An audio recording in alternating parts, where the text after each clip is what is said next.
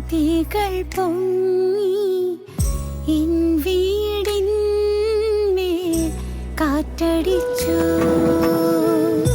വന്മഴ പെയ്തു നദികൾ പൊങ്ങി എൻ വീടിന്മേൽ കാറ്റടിച്ചു.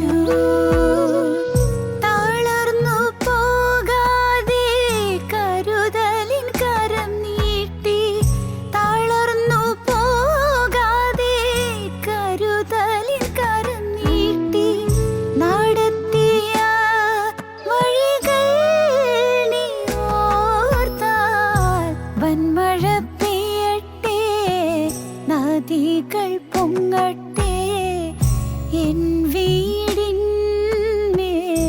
കാറ്റടിച്ചിടട്ടെ.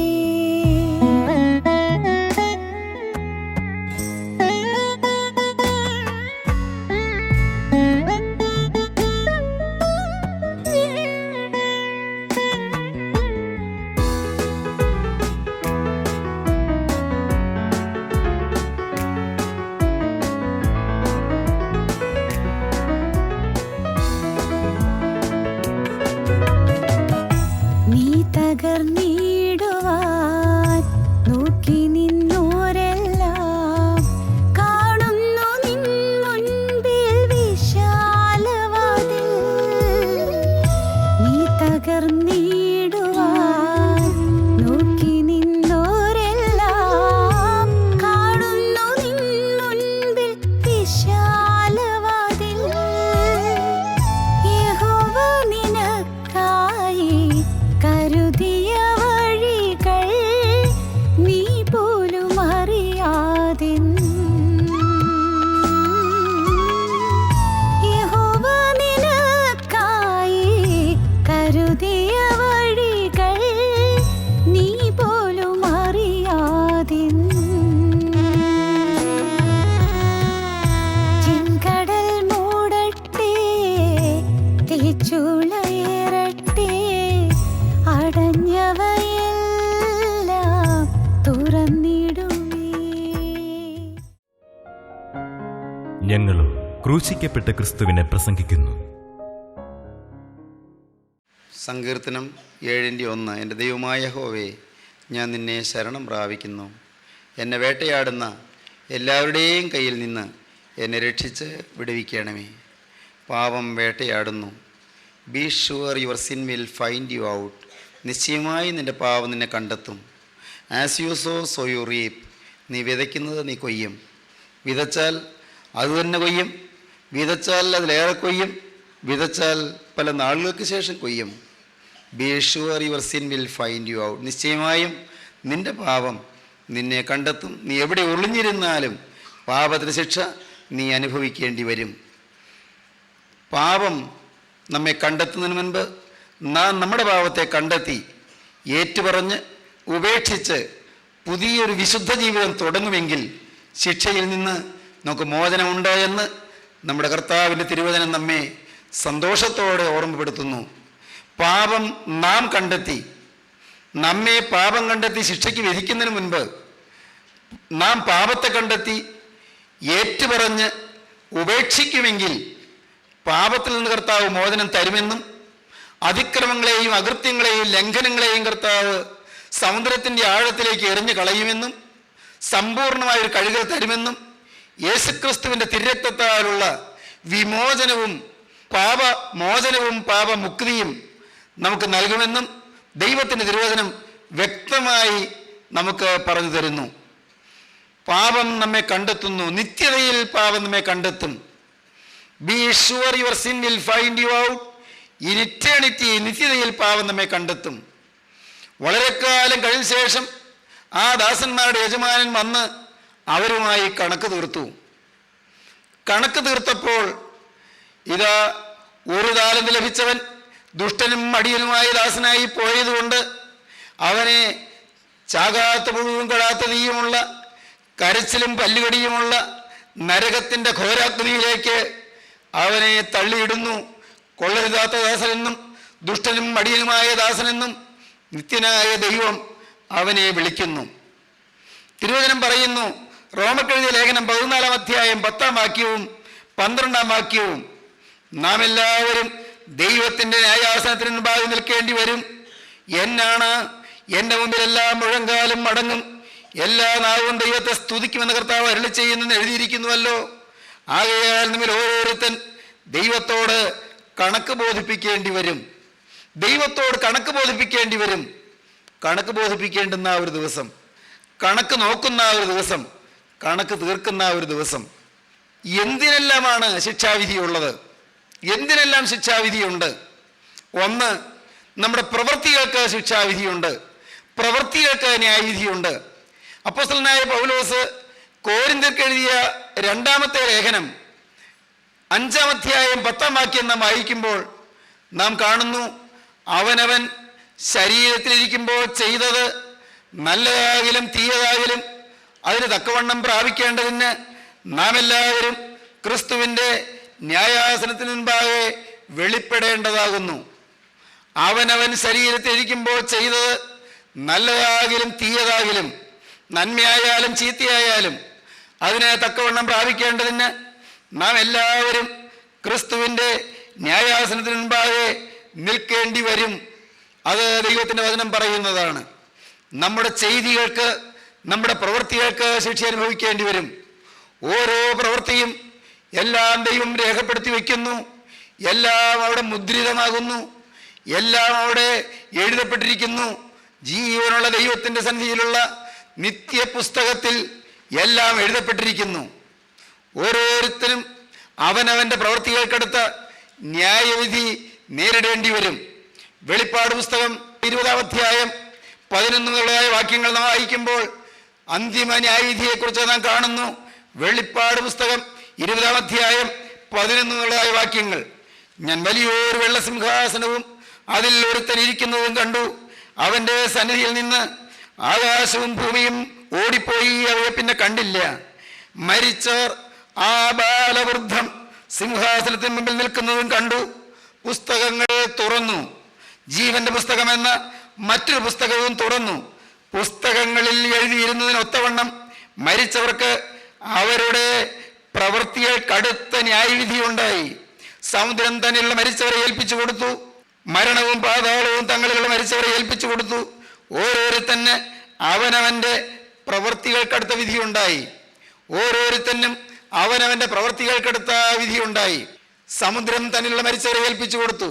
മരണവും പാതാളവും തങ്ങളിലുള്ള മരിച്ചവരെ ഏൽപ്പിച്ചു കൊടുത്തു. ആബാലവൃദ്ധം എല്ലാവരും സിംഹാസനത്തിന് മുമ്പിൽ വന്നിരിക്കുകയാണ്. ഓരോരുത്തനും അവനവൻ്റെ പ്രവൃത്തികൾക്കടുത്ത വിധിയുണ്ടായി. എങ്ങനെ അറിഞ്ഞു? പുസ്തകങ്ങളിൽ എഴുതിയിരിക്കുന്നതിനൊത്തവണ്ണം. ദൈവത്തിൻ്റെ ഗ്രന്ഥങ്ങളിൽ, ദൈവസന്നിധിയിലുള്ളതായ പുസ്തകങ്ങളിൽ എഴുതിയിരിക്കുന്നു പ്രവൃത്തികൾ. ഓരോരുത്തനും അവനവൻ്റെ പ്രവൃത്തികൾക്കടുത്ത ന്യായവിധിയുണ്ടായി. പുസ്തകങ്ങൾ തുറന്നു. ജീവന്റെ പുസ്തകം എന്ന മറ്റൊരു പുസ്തകവും തുറന്നു. പുസ്തകങ്ങളിൽ എഴുതിയിരുന്നതിനൊത്തവണ്ണം മരിച്ചവർക്ക് അവരുടെ പ്രവൃത്തികൾക്കടുത്ത ന്യായവിധി ഉണ്ടായി. ഓരോരുത്തന് അവനവൻ്റെ പ്രവൃത്തികൾക്കടുത്ത വിധിയുണ്ടായി. ജീവപുസ്തകത്തിൽ പേരെഴുതി കാണാത്ത ഏവനെയും തീപ്പൊയ്കയിലേക്ക് തള്ളിയിടും. സഹോദരങ്ങളെ, ജീവന്റെ പുസ്തകമുണ്ട്, സ്മരണയുടെ പുസ്തകമുണ്ട്. മലാഖി പ്രവാചകന്റെ പുസ്തകം 3-ാം അധ്യായത്തിൽ സ്മരണയുടെ പുസ്തകത്തെക്കുറിച്ച് ദൈവത്തിൻ്റെ തിരുവചനം വ്യക്തമായി പറയുന്നുണ്ട്. മലാഖി പ്രവാചകന്റെ പുസ്തകം 3-ാം അധ്യായത്തിൽ ദൈവസന്നിധിയിലുള്ളതായ ഒരു പുസ്തകമാണ് സ്മരണയുടെ പുസ്തകം അഥവാ ഓർമ്മയുടെ പുസ്തകമെന്ന്. 3-ാം അധ്യായം 16-ാം വാക്യം, യഹോവ ഭക്തന്മാർക്കും അവൻ്റെ നാമത്തെ സ്മരിക്കുന്നവർക്കും വേണ്ടി അവൻ്റെ സന്നിധിയിൽ ഒരു സ്മരണ പുസ്തകം എഴുതി വച്ചിരിക്കുന്നു. ഒരു സ്മരണ പുസ്തകം. പ്രിയപ്പെട്ടവരെ, ഓർമ്മയുടെ പുസ്തകം അല്ലെങ്കിൽ സ്മരണയുടെ പുസ്തകമുണ്ട്, ജീവന്റെ പുസ്തകമുണ്ട്. ജീവന്റെ പുസ്തകത്തിൽ പേരെഴുതി കാണാത്ത ഏവനെയും തീ പൊയ്കയിലേക്ക് തള്ളിയിടും. ഓർക്കുക, പുസ്തകങ്ങൾ തുറന്നു. ജീവന്റെ പുസ്തകം എന്ന മറ്റൊരു പുസ്തകവും തുറന്നു. ഓരോരുത്തരുടെ പേരിലുള്ളതായ കണക്കുകൾ നോക്കുന്നു, കണക്കുകൾ തീർക്കുന്നു. ഓരോരുത്തന് അവനവൻ്റെ പ്രവൃത്തികൾക്കടുത്ത വിധിയുണ്ടായി. 1, പ്രവൃത്തികൾക്ക് ന്യായവിധിയുണ്ട്. 2, നാം വായിക്കുന്നു മത്തായിയുടെ സുവിശേഷം 12:36, എന്നാൽ മനുഷ്യർ പറയുന്ന ഏത് നിസ്സാര വാക്കിനും ന്യായവിധി ദിവസത്തിൽ കണക്ക് ബോധിപ്പിക്കേണ്ടി വരും എന്ന് ഞാൻ നിങ്ങളോട് പറയുന്നു. ലേസി വേർഡ്സ്, അലസമായി പറയുന്ന വാക്കുകൾ. കാര്യമായി അറിഞ്ഞുകൊണ്ട് പറയുന്ന വാക്കുകളുണ്ട്, ക്രൂരമായി പറയുന്ന വാക്കുകളുണ്ട്, നിഷ്ഠൂരമായി പറയുന്ന വാക്കുകളുണ്ട്, ആക്ഷേപിച്ച് പറയുന്ന വാക്കുകളുണ്ട്, പരിഹസിച്ചും അപഹസിച്ചും പറയുന്ന വാക്കുകളുണ്ട്, പുച്ഛിച്ചും നിന്ദിച്ചും പറയുന്ന വാക്കുകളുണ്ട്. പ്രിയപ്പെട്ടവരെ, കോപിച്ച് ജ്വലിച്ച് പറയുന്ന ഗർജനത്തിൻ്റെ വാക്കുകളുണ്ട്, അട്ടഹാസത്തിൻ്റെ വാക്കുകളുണ്ട്, പരദൂഷണത്തിൻ്റെ വാക്കുകളുണ്ട്. പരദൂഷണം എന്നുള്ളതിന് വേദപുസ്തകത്തിൽ പറയുന്ന വാക്ക് വാവിഷ്ഠാണം എന്നാണ്. റിവൈലിംഗ്, വാവിഷ്ഠാണം, വാവിഷ്ഠാണക്കാരനെന്ന് വേദപുസ്തകത്തിൽ പറയുന്ന വാക്കിന് ഇംഗ്ലീഷ് വേദപുസ്തകത്തിൽ റിവൈലർ എന്നാണ് പറയുന്നത്. റിവൈലർ, പരദൂഷണം പറയുന്നവൻ, മറ്റുള്ളവരെ ശകാരിക്കുന്നവൻ, മറ്റുള്ളവരെ ധിക്കരിക്കുന്നവൻ, അരുതാത്ത വാക്കുകൾ പറയുന്നവൻ. വാവിഷ്ഠാണക്കാരൻ ദൈവരാജ്യത്തിൽ പ്രവേശിക്കുകയില്ല എന്ന് 1 കൊരിന്ത്യർ ലേഖനം 6-ാം അധ്യായം 9-10 വാക്യങ്ങളിൽ നാം കാണുന്നുണ്ട്. പ്രിയപ്പെട്ടവരെ, ദൈവരാജ്യത്തിൽ പ്രവേശിക്കുകയില്ല വാവിഷ്ഠാണക്കാരൻ, പരദൂഷണം പറയുന്നവൻ. ദൈവത്തിൻ്റെ തിരുവചനം അങ്ങനെയാണ് പറയുന്നത്. ഇതെല്ലാം കരുതിക്കുട്ടി പറയുന്ന വാക്കുകൾ. എന്നാൽ കരുതാതെ അലസമായി ചിലപ്പോൾ പറയുന്ന വാക്കുകൾ നിസ്സാര വാക്കുകൾ. മനുഷ്യ പറയുന്ന ഏത് നിസ്സാര വാക്കിനും ന്യായവിധി ദിവസത്തിൽ കണക്ക് ബോധിപ്പിക്കേണ്ടി വരും എന്ന് ഞാൻ നിങ്ങളോട് പറയുന്നു. മനുഷ്യ പറയുന്ന ഏത് നിസ്സാര വാക്കിനും ന്യായവിധി ദിവസത്തിൽ കണക്ക് ബോധിപ്പിക്കേണ്ടി വരും. കാര്യം ഗൗരവതരമാണ്. നാം അലസമായി പലതും പറഞ്ഞു പോകാറുണ്ട്. അലസമായ ആരെക്കുറിച്ചെങ്കിലും നാം അഭിപ്രായം പറയാറുണ്ട്. ഉള്ളതോ ഇല്ലാത്തതോ എന്ന് ചിന്തിക്കാതെ നാം പറഞ്ഞു പോകാറുണ്ട്. ആരുടെയെങ്കിലും എല്ലാം കുറ്റം നാം പറയാറുണ്ട്. സത്യസന്ധമല്ലാത്തതായ കാര്യങ്ങളും ചിലപ്പോൾ അലസമായി നാം പറഞ്ഞു പോയി എന്ന് വരാറുണ്ട്. പ്രിയപ്പെട്ടവരെ, ഓരോ വാക്കിനും നിത്യതയിൽ കണക്ക് ബോധിപ്പിക്കേണ്ടി വരും. ഒരക്ഷരത്തിൽ പിഴയ്ക്കരുത്, ഒരക്ഷരത്തിൽ തെറ്റരുത്. ഓരോരുത്തരും കയ്യിലോടിരിക്കേണ്ടതാണ്.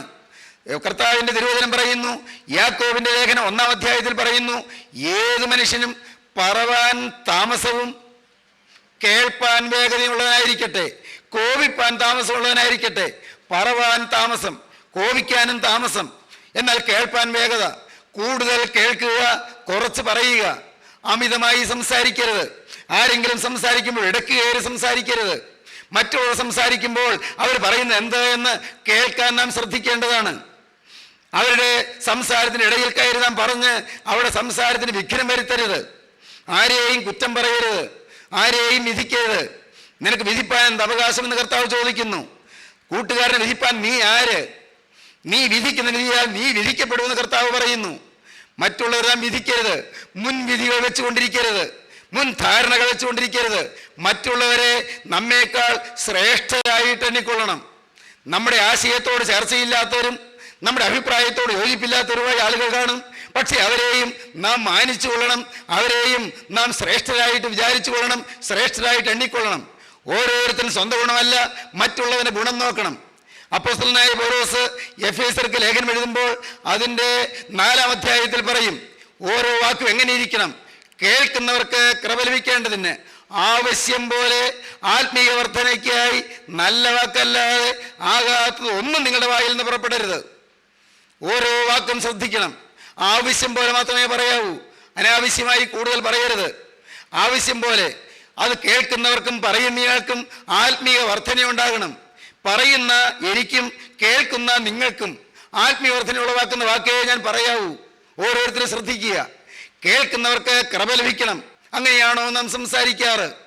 എത്രയോ ഹീനമായ വാക്കുകൾ നമ്മുടെ നാവിൽ നിന്ന് വന്നു. ന്യായ ദിവസത്തിൽ കണക്ക് ബോധിപ്പിക്കേണ്ടി വരും. സഹോദരീ സഹോദരങ്ങളെ, വളരെ ഗൗരവമാണ് ദൈവത്തിൻ്റെ തിരുവചനം. മാറ്റമില്ലാത്ത വചനം വളരെ വളരെ നിശ്ചിതമായി നമ്മെ ഓർമ്മപ്പെടുത്തുന്നു. എന്താണ് പറയുന്നത്? മത്തായിയുടെ സുവിശേഷം 5-ാം അധ്യായത്തിൻ്റെ 21-ാം വാക്യം വായിക്കാം. കൊല ചെയ്യരുത് എന്നും ആരെങ്കിലും കൊല ചെയ്താൽ ന്യായവിധിക്ക് യോഗ്യനാകുമെന്നും പൂർവന്മാരോട് അരുളി ചെയ്തത് നിങ്ങൾ കേട്ടിട്ടുണ്ടല്ലോ. കൊലപാതകം ചെയ്താൽ ന്യായവിധിക്ക് യോഗ്യനാകും. കോപിക്കുന്നത് കൊലപാതകത്തിന് തുല്യമാണ്. സഹോദരനോട് കോപിക്കുന്നവൻ എല്ലാം ന്യായവിധിക്ക് യോഗ്യനാകും. സഹോദരനോട് നിസ്സാര എന്ന് പറഞ്ഞാലോ ന്യായാധിപസഭയുടെ മുമ്പിൽ നിൽക്കേണ്ടി വരും. ആരെയും നിസ്സാരെന്ന് പറയരുത്. ആരെയും സാരമില്ലാത്തവരെന്ന് കണക്കാക്കരുത്. ആരെയും തുച്ഛീകരിക്കരുത്. ആരെയും ചെറുതായി കാണരുത്. ആരെയും കുറച്ച് കാണരുത്. ബിലിറ്റിൽ ചെയ്യരുത്. ക്യാരക്ടർ അസാസിനേറ്റ് ചെയ്യരുത്. തേജോവധം ചെയ്യരുത്. മിഥ്യാപവാദം പറയരുത്. നിസ്സാര എന്ന് പറഞ്ഞാലോ ന്യായാധിപസഭയുടെ മുമ്പിൽ നിൽക്കേണ്ടി വരും. മൂഢ എന്ന് പറഞ്ഞാലോ അഗ്നി നരകത്തിന് യോഗ്യനാകും. മണ്ടനെന്ന്, വിഡ്ഢിയെന്ന്, പ്രാപ്തിയില്ലാത്തവനെന്ന്, കഴിവില്ലാത്തവനെന്ന്, കൊള്ളയില്ലാത്തവനെന്ന് ആരെയും പറയാൻ പാടില്ല. എന്തുവരും? മൂഢ എന്ന് പറഞ്ഞാലോ അഗ്നി നരകത്തിന് യോഗ്യനാകും. പ്രിയപ്പെട്ടവരെ, ഗൗരവമാണ്. ദൈവത്തിൻ്റെ തിരുവചന പ്രകാരം നാം ജീവിച്ചില്ലെങ്കിൽ ദൈവത്തിൻ്റെ കരുണയും കൃപയും നമുക്ക് കിട്ടുകയില്ല. ഓരോ വാക്കിനും, മനുഷ്യ പറയുന്ന ഏത് നിസ്സാര വാക്കിനും ന്യായ ദിവസത്തിൽ കണക്ക് ബോധിപ്പിക്കേണ്ടി വരുമെന്ന് ഞാൻ നിങ്ങളോട് പറയുന്നു. എഫേസ്യ ലേഖനത്തിൽ അപ്പോസ്തലനായ പൗലോസ് പറഞ്ഞത് നമുക്ക് ആ ഭാഗം ഒന്ന് വായിച്ചു നോക്കാം. കേൾക്കുന്നവർക്ക് കൃപ ലഭിക്കേണ്ടതിന് ആവശ്യം പോലെ, 4-ാം അധ്യായം എഫേസ്യ ലേഖനം 4:29, കേൾക്കുന്നവർക്ക് കൃപ ലഭിക്കേണ്ടതിന് ആവശ്യം പോലെ ആത്മീയ വർധനയ്ക്കായി നല്ല വാക്കല്ലാതെ ആകാത്തൊന്നും നിങ്ങളുടെ വായിൽ നിന്ന് പുറപ്പെടരുത്. പുറപ്പെട്ടാലോ ദൈവത്തിൻ്റെ പരിശുദ്ധാത്മാവ് ദുഃഖിക്കും. ദൈവത്തിൻ്റെ പരിശുദ്ധാത്മാവിനെ ദുഃഖിപ്പിക്കരുത്. ദൈവത്തിന് സ്തോത്രം. ദൈവത്തിൻ്റെ പരിശുദ്ധാത്മാവ് ദുഃഖിക്കുന്ന ഒരു വാക്കും വരരുത്. മാത്രമല്ല, അപ്പോസ്തലനായ പൗലോസ് കൊലോസ്യർക്ക് ലേഖനം എഴുതുമ്പോൾ കൊലോസ്യ ലേഖനത്തിൽ 4-ാം അധ്യായം 6-ാം വാക്യം ഇങ്ങനെ പറയുന്നു: നിങ്ങളുടെ വാക്ക് എപ്പോഴും കൃപയോടുകൂടിയതും ഉപ്പിനാൽ രുചി വരുത്തിയതുമായിരിക്കട്ടെ. കൃപയോടുകൂടിയ വാക്കുകൾ, രുചികരമായ വാക്കുകൾ, മറ്റുള്ളവർക്ക് മാർദ്ദവമായി കിട്ടുന്ന വാക്കുകൾ, മൃദുലമോഹനമായ വാക്കുകൾ, സ്നേഹോഷ്മളമായ വാക്കുകൾ, വാത്സല്യമസൃണമായ വാക്കുകൾ നമ്മിൽ നിന്ന് വരട്ടെ. കേൾക്കുന്നവർക്ക് കൃപ ലഭിക്കും. മാത്രമല്ല, രുചിയുള്ള വാക്കുകൾ. നിങ്ങളുടെ വാക്ക് എപ്പോഴും കൃപയോട് കൂടിയതും ഉപ്പിനാൽ രുചി വരുത്തിയതും ആയിരിക്കട്ടെ. സഹോദരങ്ങളെ, നാം എന്താണ് കണ്ടത്? മനുഷ്യരുടെ പ്രവൃത്തിക്ക് ന്യായവിധിയുണ്ട്. മാത്രമല്ല, മനുഷ്യരുടെ വാക്കുകൾക്ക് ന്യായവിധിയുണ്ട്. തീർന്നില്ല, മനുഷ്യരുടെ വിചാരങ്ങൾക്ക് അല്ലെങ്കിൽ ചിന്തകൾക്ക് ന്യായവിധിയുണ്ട്. കൊരിന്ത്യർക്ക് എഴുതിയ 1-ാമത്തെ ലേഖനം 4-ാം അധ്യായം 5-ാം വാക്യം വായിക്കാം. 1 കൊരിന്ത്യ ലേഖനം 4-ാം അധ്യായം 5-ാം വാക്യം: ആകയാൽ കർത്താവ് വരുവോളം സമയത്തിന് മുൻപ് ഒന്നും വിധിക്കരുത്. അവൻ ഇരുട്ടിൽ മറഞ്ഞിരിക്കുന്നത് വെളിച്ചത്താക്കി ഹൃദയങ്ങളുടെ ആലോചനകളെ വെളിപ്പെടുത്തും. കർത്താവ് വരുമ്പോൾ ഇരുട്ടിലിരിക്കുന്നത് അവൻ വെളിച്ചത്താക്കും, ഹൃദയങ്ങളുടെ ആലോചനകളെ വെളിപ്പെടുത്തും. ദൈവജനമേ, നിങ്ങൾ ശ്രദ്ധയോടെ കേൾപ്പീൻ, നമ്മുടെ ഹൃദയത്തിൻ്റെ ആലോചനകൾ വെളിപ്പെടും. ഒരു ഭക്തൻ പറഞ്ഞു, നാം ഓരോരുത്തരും ചിന്തിക്കുന്ന ചിന്തകൾ സ്വർഗത്തിൽ മുഴക്കമായി അവിടെ മാറ്റൊലിക്കൊണ്ടുകൊണ്ടിരിക്കുകയാണ് എന്ന്. നമ്മുടെ വിചാരങ്ങൾ, നമ്മുടെ ഓർമ്മകൾ, നമ്മുടെ തോന്നലുകൾ, നമ്മുടെ നിരൂപണങ്ങൾ, നമ്മുടെ മനോരാജ്യങ്ങൾ അത് സ്വർഗത്തിൽ അവിടെ മാറ്റൊലിക്കൊണ്ടുകൊണ്ടിരിക്കുന്നു. ദൂതന്മാർ ലജ്ജിക്കുന്നു, മാലാഖമാർ അമ്പരക്കുന്നു. നമുക്ക് വേണ്ടി ദൈവം നിയോഗിച്ചിരിക്കുന്ന കാവൽ മാലാഖമാര് അമ്പരപ്പോടെ കരയുന്നു, ദുഃഖത്തോടെ കരയുന്നു. ദൈവത്തിന്റെ പരിശുദ്ധാത്മാവ് ദുഃഖിക്കുന്നു. അരുതാത്ത ചിന്തകൾ, ഓരോ ചിന്തയ്ക്കും ന്യായവിധിയുണ്ട്. നിന്റെ വൈരാഗ്യ ചിന്തയ്ക്ക് മകനെ ന്യായവിധിയുണ്ട്. മകളെ, നിന്റെ ഹൃദയത്തിലുള്ള അശുദ്ധ ചിന്തയ്ക്ക് ന്യായവിധിയുണ്ട്. യൗവനക്കാര, നിന്റെ ധിക്കാരം നിറഞ്ഞതായ ചിന്തയ്ക്ക്, അഹങ്കാരം നിറഞ്ഞ ചിന്തയ്ക്ക്, നിന്റെ വൈരാഗ്യം നിറഞ്ഞ ചിന്തയ്ക്ക്, നിന്റെ പകയും വിദ്വേഷവും പുകയുന്ന ചിന്തയ്ക്ക് ദൈവസന്നിധിയിൽ ന്യായവിധിയുണ്ട്. മറക്കരുത്, ചിന്തകളെ, ആലോചനകളെ ദൈവം വെളിപ്പെടുത്തും. മറഞ്ഞിരിക്കുന്ന ദൈവം വെളിച്ചത്താക്കും. നാം വായിക്കുന്നു 139-ാമത്തെ സങ്കീർത്തനം ആദ്യത്തെ വാക്യങ്ങൾ വായിക്കുമ്പോൾ കാണാം, എൻ്റെ നിരൂപണം നീ ദൂരത്തു നിന്ന് ഗ്രഹിക്കുന്നു. സങ്കീർത്തനക്കാരൻ പറയുകയാണ്, എൻ്റെ നിരൂപണം നീ ദൂരത്തു നിന്ന് ഗ്രഹിക്കുന്നു. ദൈവമേ, നീ എന്നെ ശോധനയിൽ അറിഞ്ഞിരിക്കുന്നു. ഞാൻ ഇരിക്കുന്നതും എഴുന്നേൽക്കുന്നതും നീ അറിയുന്നു. എൻ്റെ നടപ്പും കിടപ്പും നീ ശോധന ചെയ്യുന്നു. എൻ്റെ വഴികളൊക്കെയും നിനക്ക് മനസ്സിലായിരിക്കുന്നു. നീ മുഴുവൻ അറിയാതെ ഒരു വാക്കും എൻ്റെ നാവിന്മേലില്ല. എൻ്റെ നിരൂപണം നീ ദൂരത്തു നിന്ന് ഗ്രഹിക്കുന്നു. മനുഷ്യൻ്റെ ചിന്തകൾ ദൈവം അറിയുന്നു. ദൈവവൈതലെ, ചിലരെ കുറിച്ചുള്ളതായ നിന്റെ നീരസ ചിന്തകൾ, നിന്റെ മുഷ്ടിലിന്റെ ചിന്തകൾ, നിന്റെ വൈരാഗ്യ ചിന്തകൾ എല്ലാം ദൈവസനിൽ അറിയുന്നു. ദൈവം അറിയുന്നു. ഓരോ ചിന്തയ്ക്കും ന്യായവിധിയുണ്ട് എന്ന് അറിഞ്ഞുകൊള്ളുക. ദൈവതിരുനാമത്തിന് മഹത്വം ഉണ്ടാകട്ടെ. ന്യായവിധി അത് കഠോരമാണ്. വാക്കുകൾക്ക് ന്യായവിധിയുണ്ട്, ചിന്തകൾക്ക് ന്യായവിധിയുണ്ട്, പ്രവൃത്തികൾക്ക് ന്യായവിധിയുണ്ട്. ഓരോരുത്തരും അവനവൻ്റെ പ്രവൃത്തികൾക്കെടുത്ത വിധിയുണ്ടായി. എല്ലാവരും കണക്ക് ബോധിപ്പിക്കേണ്ടി വരും. കാര്യം ഗൗരവമാണ്. എന്നാൽ പ്രിയപ്പെട്ടവരെ, നാം ഒരു കാര്യം വിശ്വസിക്കുക, ജീവനുള്ള ദൈവത്തിൻ്റെ വചനം കേട്ട് വചനം നാം സ്വീകരിച്ചാൽ, വചനം നാം കൈക്കൊണ്ടാൽ, പാപം ഈ ഭൂമിയിൽ വെച്ച് ക്ഷമിക്കപ്പെട്ടാൽ ന്യായവിധി ദൈവം ഒഴിവാക്കിത്തരും. റോമർക്ക് എഴുതിയ ലേഖനം 8-ാം അധ്യായത്തിൻ്റെ 1-ാം വാക്യം അത്യന്തം ശ്രദ്ധേയമായൊരു വാക്യമാണ്. റോമർക്കെഴുതിയ ലേഖനം 8-ാം അധ്യായം 1-ാം വാക്യം. അതുകൊണ്ട് ഇപ്പോൾ ക്രിസ്തുയേശുവിലുള്ളവർക്ക് ഒരു ശിക്ഷാവിധിയുമില്ല. എന്തൊരാശ്വാസം! ശിക്ഷാവിധി ഉണ്ടെന്നാണ് പറഞ്ഞത്. പാപത്തിന് ശിക്ഷയുണ്ടെന്നാണ് പറഞ്ഞത്. വാക്കുകൾക്ക് ശിക്ഷയുണ്ട്, ചിന്തകൾക്ക് ശിക്ഷാവിധിയുണ്ട്, പ്രവൃത്തികൾക്ക് ശിക്ഷാവിധിയുണ്ട്. Be sure your sin will find you out. അതേ മകനെ, നിന്റെ പാപം നിന്നെ കണ്ടെത്തും. Your sin will find you out by human laws. മാനുഷിക നിയമങ്ങളാൽ പാപം നിന്നെ കണ്ടെത്തും. Your sin will find you out in your body. ശരീരത്തിൽ രോഗമായി പാവം നിന്നെ കണ്ടെത്തും. ബി ഷുവർ, തീർച്ചയാക്കിക്കൊള്ളുക. Be sure your sin will find you out in your conscience. മനസാക്ഷിയിൽ പാവം നിന്നെ കണ്ടെത്തും. Be sure your sin will find you out in future generations. ഭാവികാല തലമുറകളിൽ പാവം നമ്മെ കണ്ടെത്തും. തീർന്നില്ല. Be sure your sin will find you out in eternity. നിത്യതയിൽ പാവം നിന്നെ കണ്ടെത്തും. ഇതെല്ലാം ദൈവത്തിൻ്റെ വചനമാണ്.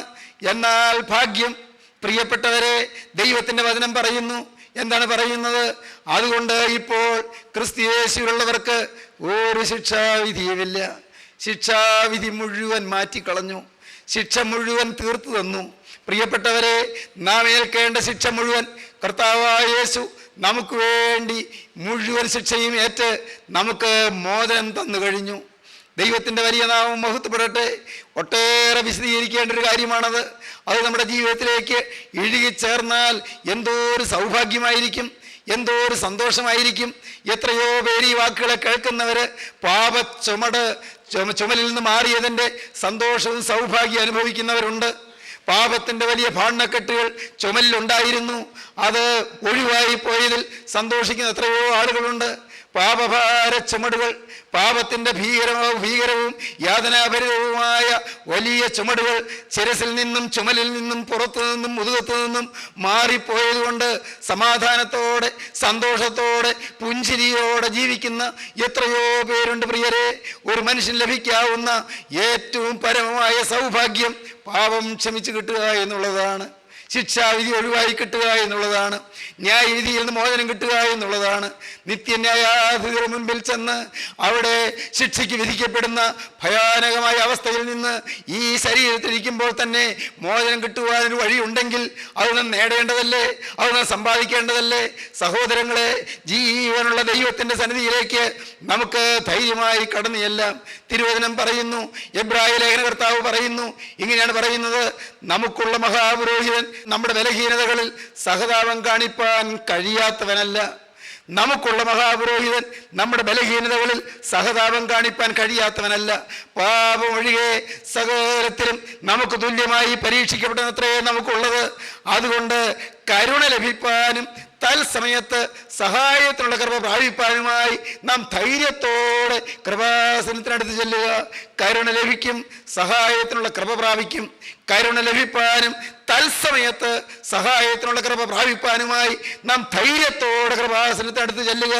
ആരും പതറേണ്ട ആവശ്യമില്ല, ആരും തളരേണ്ട ആവശ്യമില്ല, ആരും നിരാശപ്പെടേണ്ട ആവശ്യമില്ല, ആരും ഭഗ്നാശരായി തളർന്ന് അവശതയോടെ കഴിയേണ്ട ആവശ്യമില്ല. അയ്യോ എൻ്റെ പാപം, അയ്യോ എൻ്റെ പാപച്ചുമട്.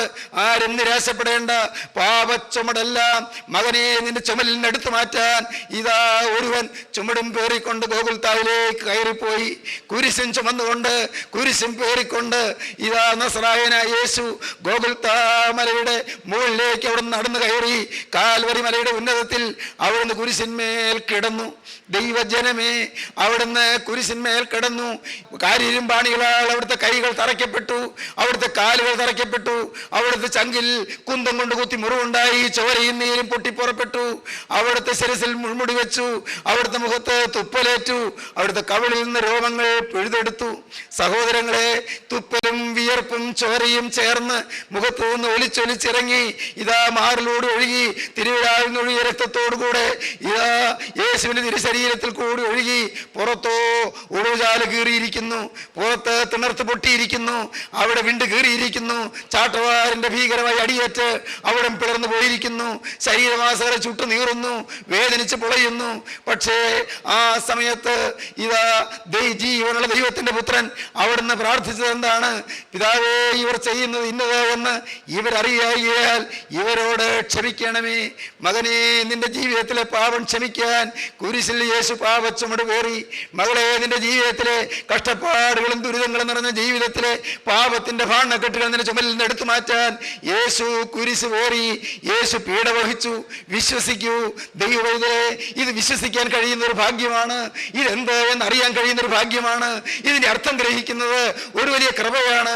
അതുകൊണ്ടാണ് കർത്താവ് പറഞ്ഞത്, പിതാവേ, സ്വർഗത്തിനും ഭൂമിക്കും നാഥനായുള്ളവേ, നീ ജ്ഞാനികൾക്കും വിവേകികൾക്കും മറച്ച് ശിശുക്കൾക്ക് വെളിപ്പെടുത്തിയത് കൊണ്ട് ഞാൻ നിന്നെ വാഴ്ത്തുന്നു. അതേ പിതാവേ, ഇങ്ങനെയല്ലോ നിനക്ക് പ്രസാദം തോന്നിയത്. പാപം ക്ഷമിക്കുന്ന ക്രിസ്തു, പാപം മോചിക്കുന്ന ക്രിസ്തു, പാപം കഴുകിത്തരുന്ന ക്രിസ്തുവിന്റെ തിരുരക്തം. ദൈവ പൈതലേ, ഇന്ന് ഈ വാക്കുകൾ നീ കേൾക്കുമ്പോൾ നിന്റെ ജീവിതത്തിലേക്ക് നീ തിരിഞ്ഞു നോക്കൂ. നിന്റെ പാപം ക്ഷമിക്കുന്ന ക്രിസ്തുവിനെ നീ വിളിക്കൂ. നാഥാ, അകൃത്യഭാര ചുമടുകൾ പേറി ഞാനിതാ വരുന്നു. പാപഭാര ചുമടുമായി ഇതാ ഞാൻ വരുന്നു.